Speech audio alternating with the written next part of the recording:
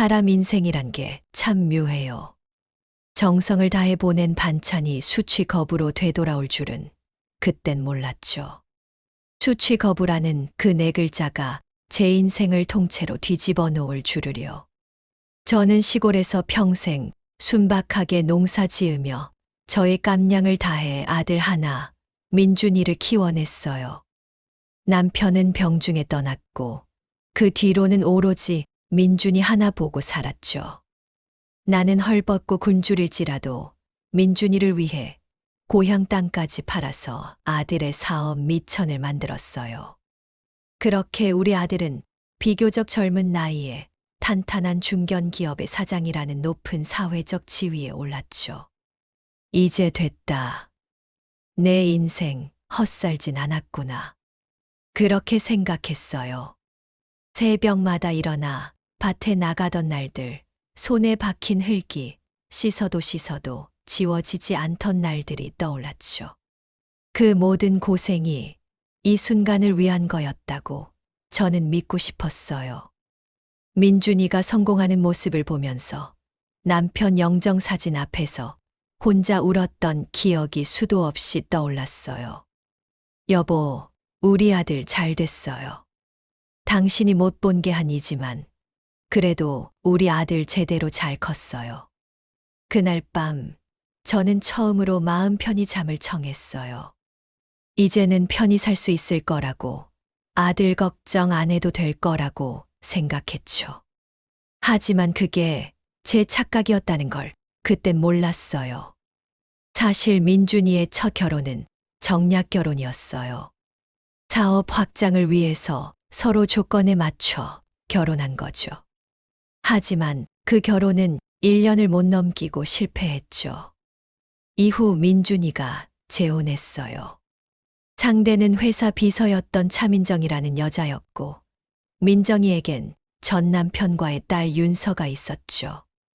저는 아들이 진심으로 행복하길 바라는 마음뿐이었어요. 이번엔 정말 행복했으면 좋겠다고요. 며느리도 딸 윤서도 진심으로 제 가족으로 보듬기로 했죠. 그런데 재혼하고 얼마 안 돼서 연락이 끊겼어요. 민정이는 전화로 이렇게 말했죠. 어머님, 아범이 요즘 몸이 안 좋아요. 제가 잘 돌볼 테니 당분간 연락하지 않으시는 게 좋겠어요. 그 뒤로 6달 동안 연락 한 통 없었어요.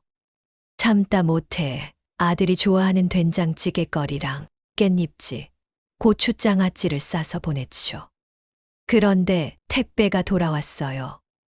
너덜너덜해진 택배 상자 위에 붉은 글씨로 찍힌 수취 거부라는 네 글자.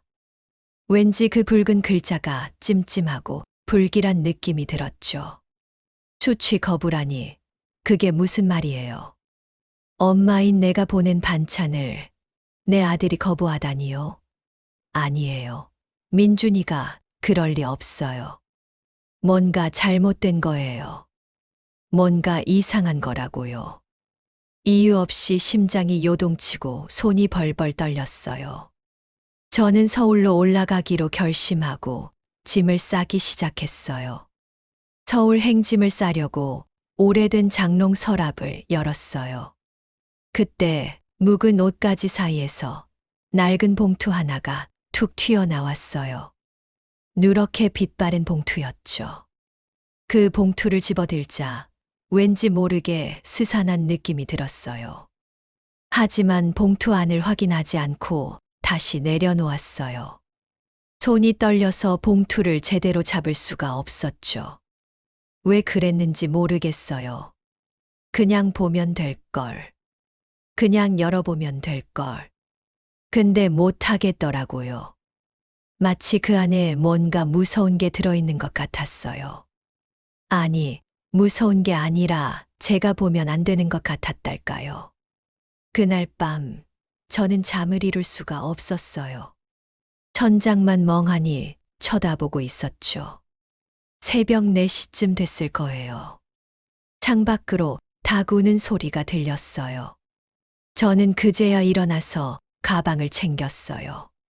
바로 다음 날 KTX를 타고 서울로 올라갔어요. 기차 안에서도 계속 생각했어요.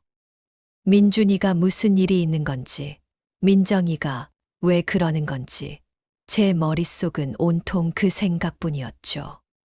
서울 강남의 고급 빌라에 도착해 민준의 집배를 눌렀어요. 며느리 민정이는 단정한 옷차림으로 나왔죠. 어머님, 연락도 없이 오시면 어쩌자는 거예요? 며느리의 눈빛은 지금까지 본 적 없는 차가운 눈빛이었어요. 저는 울먹이며 말했죠. 민정아, 잠깐 얼굴만이라도 보고 가게 해다오. 며느리는 웃지도 않고 이렇게 말했어요. 지금은 안 돼요. 아범이 아직 안정이 필요해요. 그 말투가 너무 차가워서 뭔가 이상하단 생각이 들었죠. 그날 밤 저는 근처 여관에서 하루를 묵고 날이 밝자마자 도우미 박 집사한테 전화를 걸어 민준이 안부를 물었어요. 여사님, 사장님이 요즘 매일 약을 드세요. 근데 차도가 없어요. 자꾸 멍하니 계시고 식사도 잘 안 하시고요. 그때 알았어요. 민정이가 뭔가 숨기고 있다고요. 며칠 뒤 민정이가 외출한 틈을 타 박 집사의 도움으로 몰래 집 안으로 들어갔어요. 아들은 침대에 누워 힘없이 저를 바라봤죠. 눈빛에는 생기라곤 찾아볼 수 없었어요. 저는 눈물을 참으며 부엌으로 가 시골에서 가져온 반찬으로 밥상을 차렸습니다. 민준아, 엄마가 차려준 밥 좀 먹자. 아들은 제 목소리를 듣고 힘없이 숟가락을 들었어요. 몇 숟갈 뜨더니 거짓말처럼 눈에 생기가 돌며 기운을 차리는 듯 했습니다. 이 어미의 정성으로 약 기운을 잠시나마 이겨낸 것 같아 보였어요. 힘겹게 입을 뗀 아들이 말했어요. 엄마, 이상하게 자꾸 멍하고 기운이 없어. 왜 이러지? 그 말을 듣는 순간 저는 확신했습니다. 아들이 아픈 게 아니라 누군가 일부러 아들을 무기력하게 만들고 있다는 것을요. 이건 약 때문이구나. 그런 생각이 들었어요. 약병의 겉표지에는 종합영양제라고 써 있었죠. 알약 하나를 꺼내 사진을 찍고 동네 약국 최 씨한테 이 사진을 보내니 답이 왔어요. 이건 수면제예요.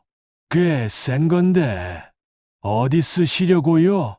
저는 문자를 읽고 충격으로 온몸이 부들부들 떨리고 목구멍으로 피가 솟구치는 것 같았어요. 저는 며느리가 집을 비운 틈을 타서 아들을 간호하고 어떻게 해서든 민정이가 주는 약을 절대로 먹지 말라고 말했어요. 며칠 뒤 민준이가 정신을 조금씩 차렸어요. 그렇게 민준이가 기운을 완전히 회복한 어느 날 며느리가 민준이가 있는 침실로 들어왔어요. 며느리는 평온한 얼굴로 차갑게 웃으며 말했어요. 뭐야?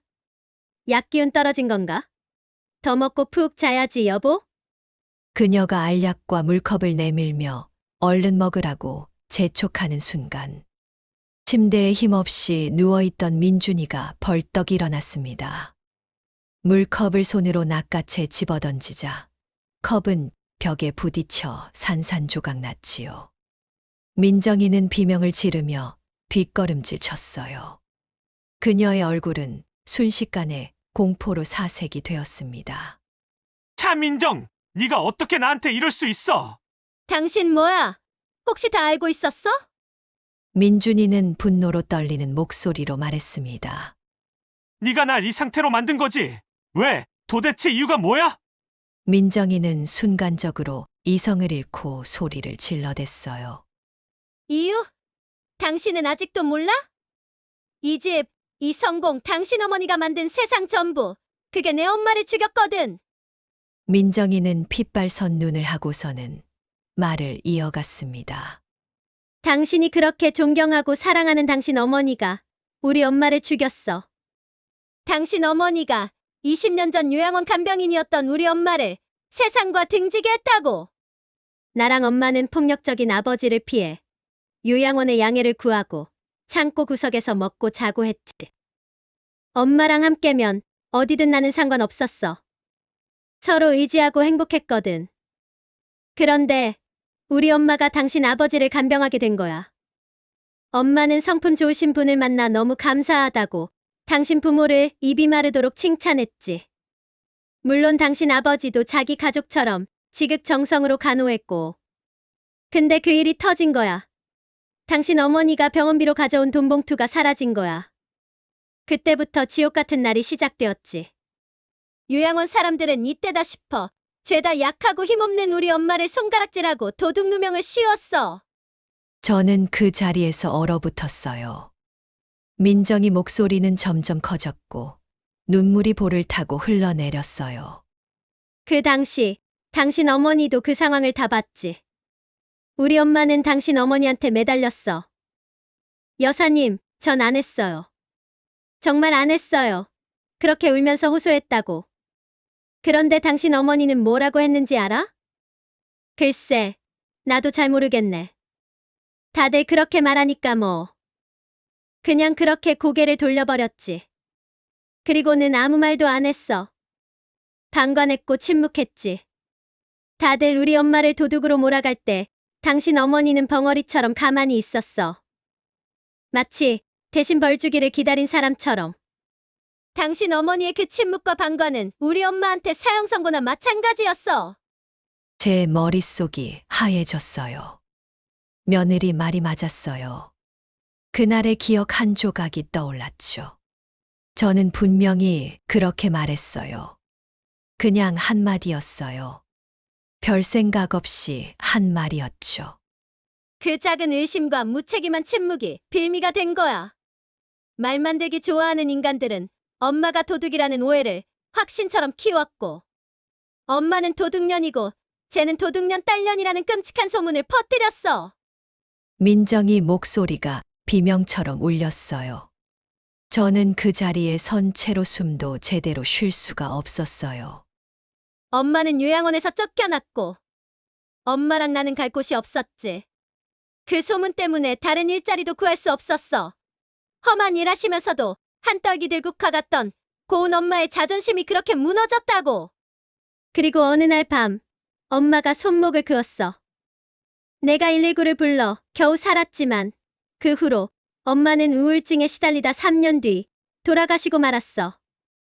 당신 어머니의 침묵이 내 엄마를 2번 죽인 거라고. 제 다리에 힘이 풀렸어요. 벽에 기댈 수밖에 없었죠. 난 그때부터 복수를 결심했어. 당신 회사에 들어가고 당신을 사로잡고 그리고 어머님 눈앞에서 당신 세상을 무너뜨리는 거였지.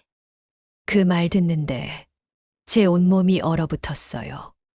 그 순간 서울 오기 전 장롱에서 발견했던 낡은 봉투가 떠올랐어요. 그렇게 열어보기 싫었던 그 봉투요. 희미한 기억 속에서 20년 전 그날이 조각조각 되살아났어요. 남편 병원비를 급하게 장롱에 넣어두고 요양원으로 달려갔던 그 아침.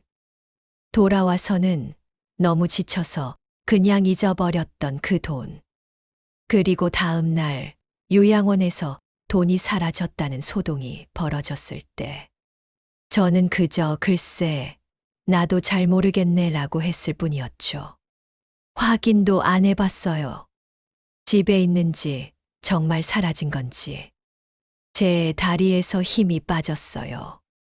제 심성이 악했던 건 아니지만 제 작은 무책임과 그 한마디 침묵이 이 모든 파국을 만든 거였어요. 한 사람의 목숨을, 한 가정을 그렇게 무너뜨린 거였어요. 결국 모든 게 드러나서 민정이는 재판을 받게 됐어요. 처음엔 횡령, 재산은닉, 약물 투여가 주된 혐의였죠. 증거가 명확했어요. 민준이의 회사 돈을 빼돌린 것, 아들을 수면제로 무력하게 만든 것, 다 드러났죠. 그런데 민정이는 끝까지 포기하지 않았어요. 마지막 카드를 꺼내든 거예요. 저는 폭력을 견디다 못해 그랬어요. 남편이 저를 상습적으로 때렸어요. 매일 밤 폭력에 시달렸다고요. 법정이 술렁였어요. 방청석에서 웅성거리는 소리가 들렸죠. 민준이는 자리에서 벌떡 일어나 소리쳤어요. 무슨 말이야? 난 손가락 하나 안 댔어. 재판장이 망치를 두드렸어요. 정숙하십시오. 하지만 분위기는 이미 흔들리기 시작했어요. 민정이는 눈물까지 흘리며 연기를 했죠. 저는 방청석에서 그 모습을 보며 식은땀을 흘렸어요. 변호사들이 긴급히 회의를 했지만 폭력의 증거를 반박할 만한 게 없었어요. 민정이 쪽 변호사는 자신만만하게 서류를 펼쳤고 판사는 심각한 표정으로 고개를 끄덕였어요. 피고인의 주장이 사실이라면 이 사건은 정당방위의 여지가 있습니다. 추가 조사가 필요하겠습니다. 그 말이 떨어지자 법정이 술렁거렸어요. 민준이는 고개를 떨고 왔고 저는 그 자리에 주저앉을 것만 같았어요. 재판장이 말했어요. 2주 후 재심리를 진행하겠습니다. 망치 소리가 울렸어요. 그날 법정을 나오며 저는 민준이 손을 잡았어요. 아들의 손은 차갑게 식어 있었죠. 엄마, 이제 어떡하지? 저도 대답할 말이 없었어요. 그저 아들 손을 꽉 쥐고 걸었을 뿐이었죠. 2주가 지났어요. 그 2주 동안 저희는 먹지도 못하고 잠도 제대로 못 잤어요. 민준이는 날마다 변호사 사무실을 드나들었지만 뾰족한 수가 없었어요. 폭력의 증거는 없지만 그렇다고 폭력이 없었다는 증거도 없었으니까요. 재심리 날이 왔어요. 법정은 지난번보다 더 많은 사람들로 가득 찼어요. 기자들도 몰려들었죠. 저는 같은 자리에 앉아 떨리는 손을 꽉 쥐었어요.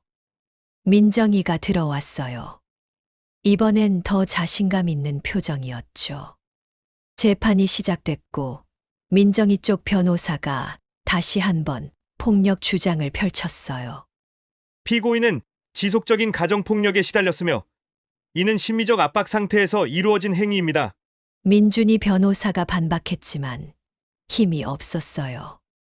판사의 표정도 점점 민정이 쪽으로 기울어지는 게 보였어요. 제 심장이 쿵쾅거렸어요. 이대로 지는 건가? 진실이 이렇게 묻히는 건가? 판사가 입을 열었어요. 증거 부족으로 피고인의 주장을 일부 인정하여 그 순간이었어요. 법정 뒤쪽 문이 천천히 열렸어요. 모두의 시선이 그쪽으로 향했죠. 단정한 검은색 코트를 입은 여학생이 들어왔어요. 한 손에는 서류 봉투를 들고 있었죠. 윤서였어요. 잠깐만요. 윤서의 목소리가 법정 안에 울려 퍼졌어요. 저는 그 순간 눈물이 핑 돌았어요. 판사가 놀란 표정으로 물었어요. 지금 재판 중입니다. 당신은 누구십니까? 재판장님, 저는 피고인 차민정의 친딸이자 피해자 강민준의 법적 딸입니다. 이 재판과 관련된 결정적 증거를 제출하고자 합니다. 법정이 숨죽였어요. 민정이는 창백한 얼굴로 윤서를 바라봤죠. 입술이 파르르 떨렸어요. 윤서야, 너 지금 뭐 하는 거야? 윤서는 어머니를 보지 않았어요. 단호하게 앞으로 걸어나가 봉투를 판사에게 건넸어요. 사실 확인서입니다. 그리고 2년 동안 제가 기록한 일기장입니다. 엄마의 폭행 주장은 거짓입니다. 방청석이 술렁거렸어요. 민정이는 비명처럼 소리쳤죠. 윤서야, 네가 엄마를 이렇게 배신해? 하지만 윤서는 흔들리지 않았어요. 목소리는 떨렸지만 눈빛만은 또렷했어요. 저는 그 집에서 2년을 살았습니다. 아버지가 엄마를 때리는 모습을 단 한 번도 본 적이 없습니다. 일기장에 다 적혀 있습니다. 오히려 아버지는 늘 침착했고 엄마가 화를 내고 물건을 던져도 참았습니다. 윤서는 잠시 숨을 고르고 이어서 말했어요. 저는 그 집에서 두려움이 아니라 존중을 배웠습니다. 할머니한테도 아버지한테도요. 진실을 알고도 침묵했던 제 잘못을 이제 바로잡고 싶습니다.